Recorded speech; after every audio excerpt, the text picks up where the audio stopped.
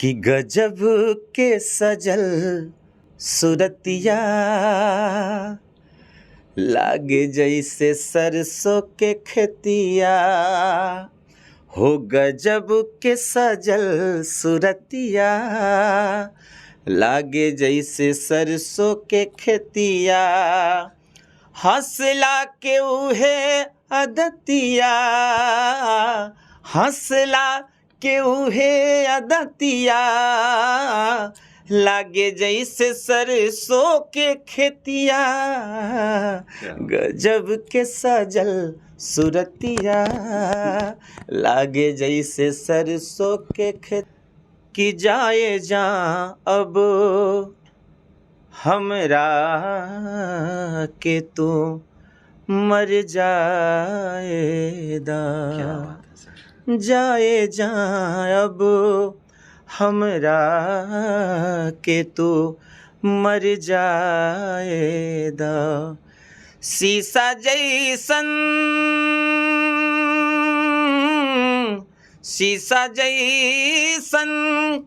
दिल टूट के बिखर जाएदा जाए जा अब हमरा के तू मर जाएदा। क्या बात। मेरे सीने में ये तड़पता है, क्या बात है। हो जब सर से दुपट्टा सरकता है हो जब सर से दुपट्टा सरकता है मेरे सीने में ये तड़पता है। तो तड़प हमारी भी है कब आए। क्या बात है। तड़प तड़प के हमारे लिए आभूषणों का मतलब है आभूषण सदा के लिए। मुरझाए चेहरे भी खिल जाते हैं जब आप खजनी वाले गौरी शंकर प्रसाद सर्राफ एंड संतोष कुमार ज्वेलर्स के यहाँ आते हैं, जो हैं सोने एवं चांदी के होलसेल एवं फुटकर विक्रेता, गोपी गली, घंटाघर, गोरखपुर। कॉन्टैक्ट 9956562120। नमस्कार, आप इस समय देख रहे हैं लाउड स्पीकर 90 FM और सुन भी रहे हैं लाउड स्पीकर 90 FM। आज हमारे स्टूडियो में उपस्थित हैं मनोज मिहिर सर, जो अपने आवाज़ के जादू से लोगों के दिलों पे राज करते हैं और अपने गोरखपुर ही नहीं पूरे भारत में माने जाने अभिनेता भी हैं और गायक हैं और अभिनेता हैं। सर, हमारे स्टूडियो में आपका बहुत बहुत स्वागत है। Thank you so much. मैं लाउड स्पीकर 90 FM के सभी श्रोतागण को बहुत प्रणाम करता हूँ, बहुत धन्यवाद देता हूँ। बहुत प्यार करते हैं लोग और मैं भी सुनते रहता हूँ। आपका ये चैनल बहुत अच्छा चल रहा है। मनोज सर, सबसे पहले तो मैं आपसे स्टार्टिंग में ही कोई ऐसा गाना गाइए ताकि हमारे जो भी व्यूवर और लिसनर देख रहे हैं वो एकदम मुग्ध हो जाए। देखिए, सावन का महीना चल रहा है और अभी मलमास चल रहा है। भोले बाबा का मेरा दिन है। हाँ। ढेर सारे मैंने सॉन्ग्स गाए हैं। हाँ।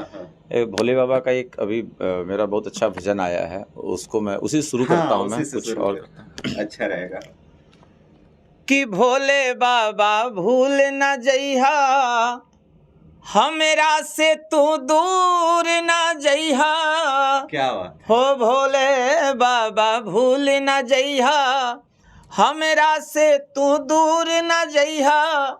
हरि बन के कंवरिया आइब दुअरिया बन के कंवरिया आइब दुअरिया हा नाचब झूम के हम कि बोलो हर हर बम बम हो बोलो हर हर बम बम बोलो हर हर बम बम बोलो हर हर बम बम। सभी लोग बम बम कर रहे हैं इसमें सावन में। और जब आपकी आवाज़ उठती है तो हम अभी गाए हैं, हम शिव भगवान से जुड़ गए हैं, तो ये आपकी आवाज़ में वो जादू है।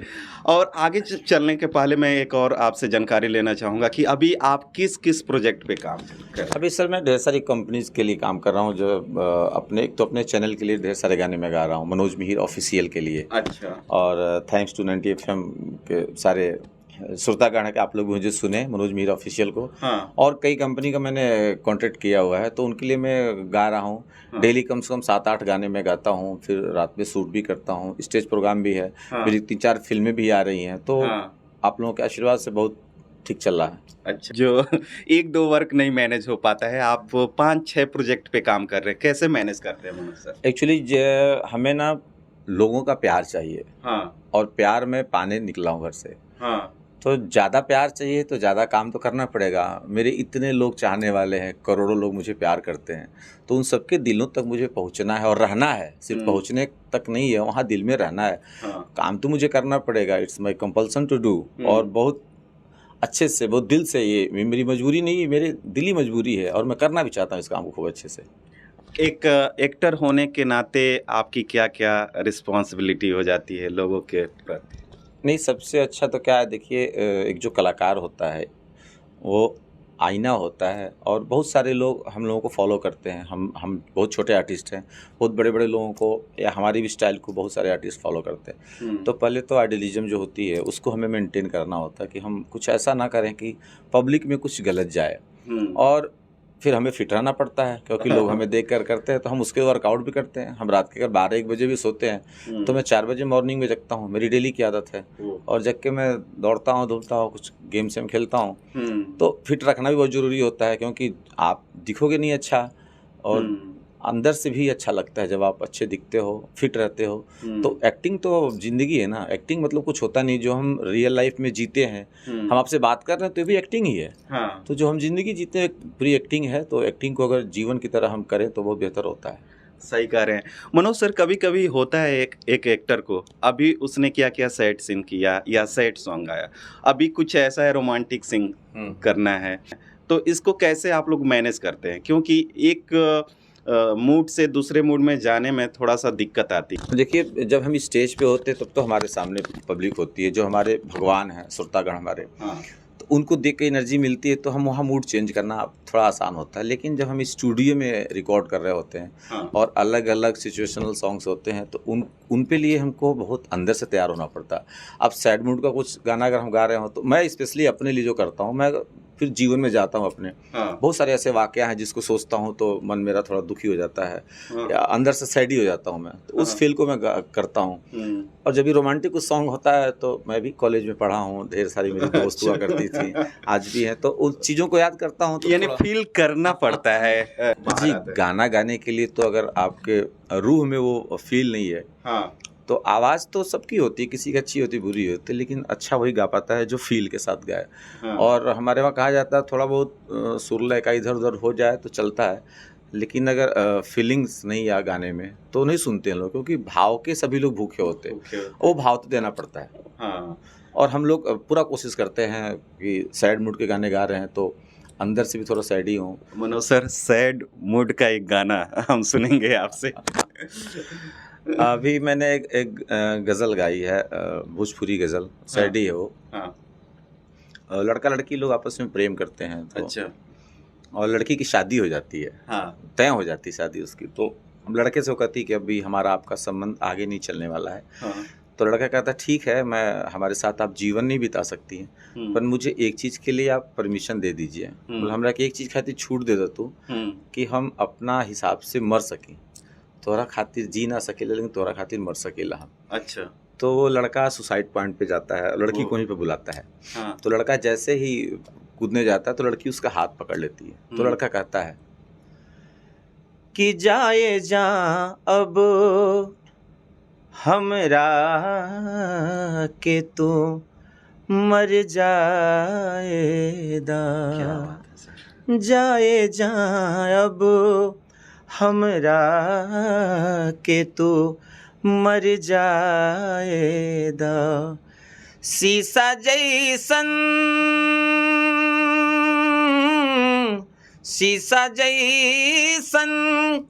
दिल टूट के बिखर जाएदा, जाए जा अब हमरा के तू मर जाएदा। क्या बात है सर। आपके ज़िंदगी में कभी ऐसा हुआ है क्या जिसको आप चाहें हो और वो आपकी ना हुई हो? ऐसा कभी रियल लाइफ में? शादी हो गई है मेरी। ठीक है, देखिए अब वो गाना है ना, वो जवानी जवानी नहीं जिसकी कोई कहानी नहीं। सही बात है। सबके जीवन में कुछ होता है, किसी को मिल जाता है, कोई तरसता है, कोई तड़पता है। दुनिया में ऐसा कोई नहीं है जो दिल वाला हो और उसका दिल कहीं लगा ना हो। मनोज सर, आप वो फिल्म इंडस्ट्री में किस किस अभिनेता के साथ अभी मिले हैं या काम कर चुके हैं उनके? देखिए, मिलने को तो ईश्वर की कृपा है कि सभी बड़े लोग, हाँ। मनोज तिवारी जी हों, रवि किशन भैया जी हों, दिनेश लाल निरहुआ जी, उनके साथ मेरी पहली फिल्म आई थी रंग दे बसंती चोला, मेरी रंग दे निरहुआ बसंती। जी की। हाँ। खेसारी जी हों या पवन जी हों, जितने भी आर्टिस्ट हैं बड़े लेवल के लोग, सब मेरे को जानते हैं। मेरे लेवल के लोग भी मुझे बहुत प्यार करते हैं। मेरे से जो छोटे आर्टिस्ट हैं, छोटा तो कोई नहीं होता है, लेकिन जो भी जूनियर आर्टिस्ट वो भी मुझे जानते हैं, सभी लोग मुझे प्यार करते हैं। काम मैंने बहुत लोगों के साथ किया है। अभी आगे आप लोगों का ऐसे दुआ रहे, ईश्वर की कृपा रहे, तो बहुत लोगों के साथ अभी काम करने वाला हूँ, ढेर सारा काम करने वाला हूँ। तो इनमें से जिनके साथ रहे हैं, सबसे अच्छा बिहेवियर किनका लगा है, लाइफ स्टाइल आपको प्रभावित किया है, उनके बारे में? नहीं, देखिए, मेरे तो मनोज तिवारी जी आदर्श रहे मनोज हैं। तिवारी से। मैं बहुत पहले आपके चैनल पे आया था तो मैंने बोला भी था, तो वो तो मेरे लिए गुरु और आदर्श हैं, उनकी तो बात ही अलग है। हाँ। रवि भैया मुझे बहुत प्यार करते हैं, रवि किशन जी हमारे अच्छा। शहर के सांसद भी हैं। हाँ। और बहुत ही स्टाइलिश पर्सन है वो। उनसे उनके पास आप बैठो ना, तो अगर आप मर भी रहे हो तो आप जिंदा हो जाओगे। अच्छा। उनकी एक अदा है, बाबू कैसे हो, वो एक अदा है हर हर उनकी। महादेव। हर हर महादेव, ऐसे उद्घोष करेंगे तो आप जिंदा हो जाओगे। हाँ। लेकिन निरहुआ जी से मेरी बहुत घनिष्ठता है और अच्छा। साथ में हमने काम भी किया है। जब मैं इंडस्ट्री में गया तो फर्स्ट टाइम उनके साथ मैंने काम किया, और बहुत नेक दिल इंसान है दिनेश लाल यादव निरहुआ जी। आजमगढ़ के सांसद हैं इस समय वो। तो उनसे मेरी थोड़ी फ्रेंडली है। बाकी ये लोग तो मेरे सीनियर हैं। बाकी पवन जी से भी मेरा अच्छा, बहुत बहुत क्लोज संबंध पवन है। सर से भी। रिस्पेक्ट करते हैं लोग मेरा बहुत। हाँ। चूँकि एक सच्चे छत्री हैं तो ब्राह्मण का और भी इज्जत करते हैं। हाँ। खेसारी भी मेरे साथ बहुत प्रेम व्यवहार से रहते हैं। मेरा चूँकि मैं खुद ही यानी लोगों से सब एक्टर के साथ आपकी बनती है। हाँ, मेरी किसी से वो नहीं है। अभी हाँ। बीच में इन लोगों का कुछ चल भी रहा था तो भी हाँ। मेरी बात होती थी, तो मैं कभी किसी तरफ से नहीं बोलता हूँ। मैं जानता हूँ आर्टिस्ट है ना, इनका सबकी अपनी अपनी फीलिंग्स होती है। अच्छा, हम लोग पर्दे पे देखते हैं एक्टर की लाइफ स्टाइल, हम लोग को बहुत भाता है, अच्छा लगता है। बट पर्दे के पीछे की जो दुनिया है, आप तो रहते हैं, सारे आप देखते हैं, तो उसके बारे में थोड़ा व्यूअर से बताइए, क्या होता है पर्दे के पीछे? हम लोग ऐसे ही रहते हैं जैसे पर्दे के सामने रहते हैं। हाँ। ऐसा कुछ बनावटी नहीं है। तो चूंकि स्क्रिप्ट होता है तो हमें उस तरह एक्टिंग करना होता है। हम लाइफ में भी एक्टिंग कर रहे होते हैं। हाँ। वैसे हम मस्ती करते हैं। पहले हम आर्टिस्ट लोग अगर मिलते हैं तो फिर हमारे बीच कुछ और बातें नहीं होती। हम न राजनीति की बात करते हैं, न समाज की। बहुत ये बात करते हैं कि हम अच्छा क्या करें कि समाज में अच्छा जाए, अच्छा। या हम ऐसा क्या करें कि हमारे देश को भी हमसे फ़ायदा हो। हम मिलते तो मस्ती करते हैं, गाना बजाना करते हैं, नाच गाना करते हैं। वो एक फूल मस्ती होता है वो। जब अगर हम आर्टिस्ट मिल गए आपस में, काम अगर नहीं है तो वो मस्ती फिर बहुत कम लोग कर पाते हैं, क्योंकि हम लोगों को मस्ती करने के लिए लोग बुलाते ही हैं और सारे मस्ती खोर एक जगह बैठ जाते हैं। तो सोचिए मस्ती का लेवल क्या होता होगा। तो ऐसा होता है कि आप लोग सबको तो एंटरटेन करते हैं, अपने लिए खुद गाते हैं ग्रुप में ऐसे बैठ करके? हाँ, बहुत बार हम लोग जब भी बैठते हैं तो रेयर, मतलब ऐसा होता है कि हम लोग बहुत बिजी रहे तो नहीं मिले। अगर मिलते हैं तो हारमोनियम ढोलक खुल ही जाता है। अच्छा। वो हमारी बात भी होगी तो गाने में होगी। तो ऐसे में एक रोमांटिक सॉन्ग सर, अभी जो आप गुनगुना रहे थे कुछ देर पहले, वहीं सर अपकमिंग जो ये सॉन्ग। हाँ, अभी मेरा एक सॉन्ग आ रहा है, वो बहुत प्यारा सॉन्ग है। मैंने गाया उसको, सरसों के खेत से वो मॉडल आ रही है, दुपट्टा भी उसका पीला है। अच्छा। और सोचिए सरसों का फूल। तो ये सॉन्ग रिकॉर्ड हो गया है कि अभी आने वाला है? नहीं, रिकॉर्ड कर लिया हूँ, मेरे नाम से रजिस्टर्ड है। अच्छा। और इसीलिए मैं इसको गा रहा हूँ, नहीं तो पब्लिक नहीं करता मैं। और वो सॉन्ग है कि गजब के सजल सुरतिया,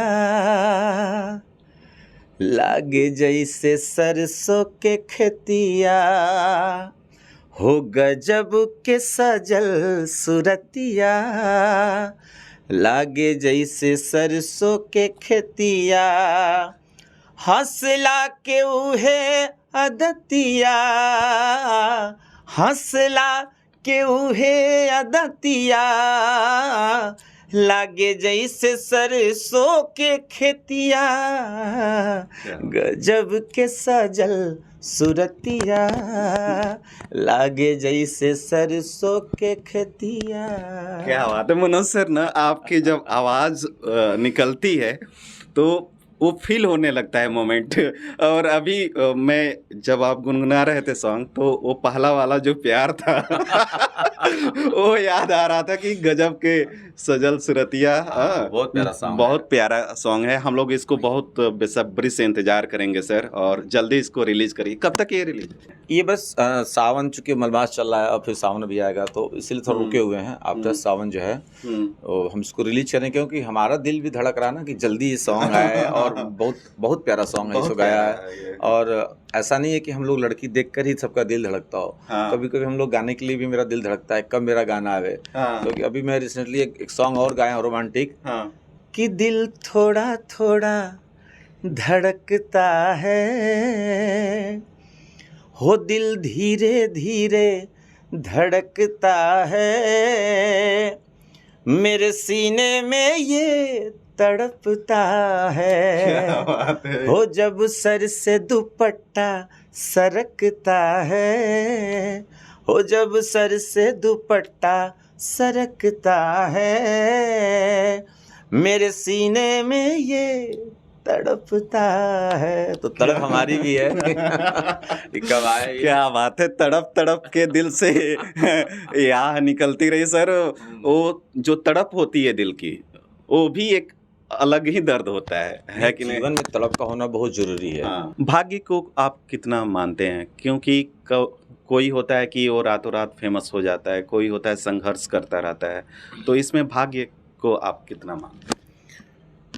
देखिए, भाग्य बहुत बड़ी चीज होती है। हाँ। भाग्य आप कर्म को एक मानिए, एक नंबर, मतलब आप लिखते हो एक लिखिए। भाग्य आपके लिए जीरो है तो जीरो दिखता नहीं है, लेकिन जितना ऐड होगा ना उतनी आपकी संख्या बढ़ती चली जाएगी। तो एक इकलौता रहेगा तो कुछ नहीं कर पाएगा, लेकिन अगर जीरो लग जाता है 10 हो जाता है, 2 जीरो लग गया तो 100 हो जाता है, 3 लग गया तो 1000 हो जाता है, ऐसे लाख करोड़ अरबों में चले जाते हैं। तो भाग्य एक तरह से कर्म के एकदम साथ चलता है। कर्म का भी होना बहुत ज़रूरी है। आप घर से निकलेंगे नहीं तो मैं रुद्र से मिल नहीं पाऊंगा। लाउड स्पीकर 90 FM पे आने के लिए मुझे घर से आना पड़ा है, इतना दूर में आया हूँ। नहीं निकलता मैं तो आपको आप फ़ोन करते, मैं कहता कि सर सॉरी नहीं आ पाऊँगा, मैं घर पे सोया हूँ, ऐसा करके। लेकिन मैं आया हूँ, निकलना पड़ेगा। और जब निकलेंगे तो बाहर भाग्य आपका इंतजार कर रही है, बैठी है वो आपके लिए। भाग्य तो तरसती है कि कर्म योद्धा कोई आए, मैं उसके साथ चलूं, उसका सपोर्ट करूं। लेकिन ये भी सत्य है कि बिना भाग्य के आप चाहे जितना भी कर्म कर लो, वो हैंड टू माउथ ही रहोगे आप। भाग्य साथ देगा तो आप स्टार हो जाओगे। यही अंतर होता है। मनोज सर, कहा जाता है अपने हिंदू धर्म में सबका इष्ट देव है, किसी के कृष्ण भगवान हैं, किसी के शंकर भगवान हैं, किसी के राम हैं, तो आपके कौन है? मेरी माँ है। माँ। मैं सिर्फ दुनिया मेरी माँ को जानता हूँ, और मुझको बनाने वाली और मुझको पैदा करने वाली मेरी माँ का नाम ही दुर्गावती देवी है। क्या बात है सर। तो मैं दुर्गा माँ का पुजारी हूँ। और मेरे घर पे माँ का मंदिर भी है। प्राण प्रतिष्ठा हुआ, भोग लगता है, आरती होती है। हम उनको याद करके, हम कोई भी काम करने जाते हैं तो हम आँख बंद करके मेरी माँ को याद करता हूँ। मेरी माँ से फ़ोन पे बात करता हूँ। मैं किसी शो के लिए जाता हूँ, नहीं मिल पाया माँ से तो मैं फ़ोन करता हूँ। जैसे गाड़ी में बैठूँगा पहला फ़ोन माँ को करता हूँ मैं, कि माँ मैं जा रहा हूँ प्रोग्राम करने या शूटिंग करने जा रहा हूँ यहाँ, तो उसका आशीर्वाद लेके ही मैं जाता हूँ। और मैं मानता हूँ कि मेरे जीवन की सारी ऊर्जा की स्रोत मेरी माँ है। वो मेरी दुर्गावती माँ है, वो मेरी दुर्गा माँ है। दोनों माँ मेरे लिए बराबर हैं। आपने माता जी का मंदिर भी बनाया है घर पे अपने? हाँ, मेरे पिताजी ने बनवाया है, और हम लोग पूरा परिवार हमारा उनकी कृपा से उनकी सेवा में लगा रहता है। हम जब भी हमें फुर्सत मिलता है हम गांव जाते हैं और माँ की पूजा अर्चना करते हैं। हम YouTube चैनल पे गए थे तो माँ का गाना आपने गाया है, उसमें से एक कोई गाना गा दीजिए सर माँ के लिए। अभी सावन चल रहा है तो श्रृंगार बहुत अच्छा लगता है, और मेरे घर पे पार्वती माँ है तो माँ का श्रृंगार। मैं विंध्यवासिनी मैया का बहुत बड़ा अनुयायी हूँ, बहुत भक्त हूँ उनका मैं। और हर जन्माष्टमी में संसार में कहीं रहूँ तो जन्माष्टमी में विंध्यवासिनी दरबार में जाता हूँ। अच्छा। वहाँ पे मैं भजन करता हूँ, निस्वार्थ भजन करता हूँ। उसके लिए कोई मैं दुनिया में और कहीं गाने जाता हूँ तो मैं चार्ज करता हूँ, लेकिन वहाँ मैं रिचार्ज होने जाता हूँ। विंध्यवासिनी माँ के दरबार में मैं खुद को रिचार्ज करने जाता हूँ, और साल में एक दिन तो मेरा जाना फिक्स है, बाकी जाते रहता हूँ मैं। अच्छा। तो मैं वहाँ लास्ट टाइम गया था तो मेरे शिवजी महाराज जी माँ के श्रृंगारियाँ हैं, मुझे बहुत प्यार करते हैं, मानते हैं बाबा जी। वो माँ का श्रृंगार किए थे, तो मैं माँ का श्रृंगार देखा। और जब बाबा जी आए मेरे पास, मैं भजन गा रहा था तो मुझसे रहा नहीं गया, तो मैंने बाबा जी से एक भजन गा करके पूछा कि मेरी माँ को आपने सजाया कैसे। तो वो भजन था कि कौने बदरा से कजरा मंगवनी हो, कौने फुलवा के इतर लगवली ये बाबा, कि एहो बाबा लाली चुनरिया सोहेला कि रूपवा मनवा मोहेला, कि एहो बाबा लाली चुनरिया सोहेला कि रूपवा मनवा मोहेला। तारा सितारा जड़ल कर धनिया, लहर लचरा जस गंगा के पनिया हो गंगा के पनिया, कि कौने दुनिया से गजरा मंगवनी, आ रची रच के जी के सिया सजवली ये बाबा, कि एहो बाबा लाली चुनरिया सोहेला कि रूपवा मनवा मोहेला। क्या बात है मनोज सर, आप एकदम पूरी तरह से दिल से गाते हैं और आप बोले हैं अभी कि रोम रोम से आवाज़ आती है, तो दिखने को भी मिल रही है। हाँ, और जाते जाते ये तो रही ज़िंदगी की बातें हो गई, सारी चीज़ें हो गई। हमारे व्यूअर्स सोच रहे हैं कि अभी बहुत हम सैड हो गए हैं और डिवोशनल हो गए हैं। एक रोमांटिक सॉन्ग जाते जाते।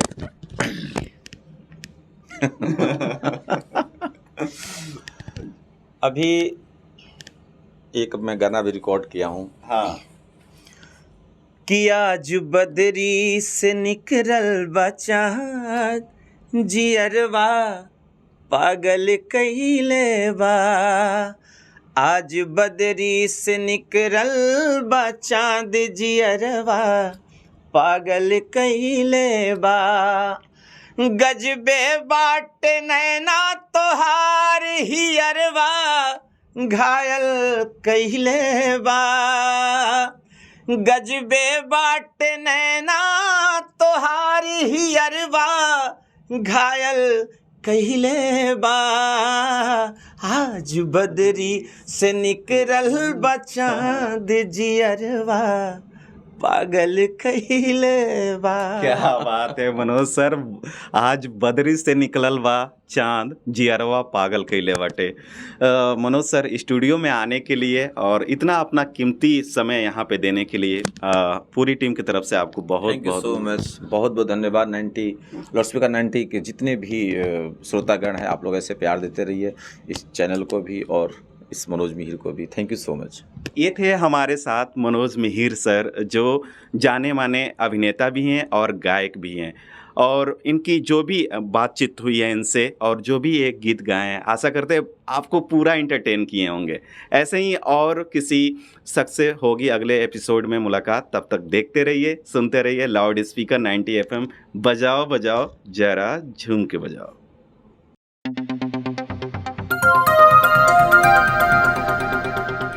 बजाओ जरा झूम के बजाओ, बजाओ बजाओ जरा झूम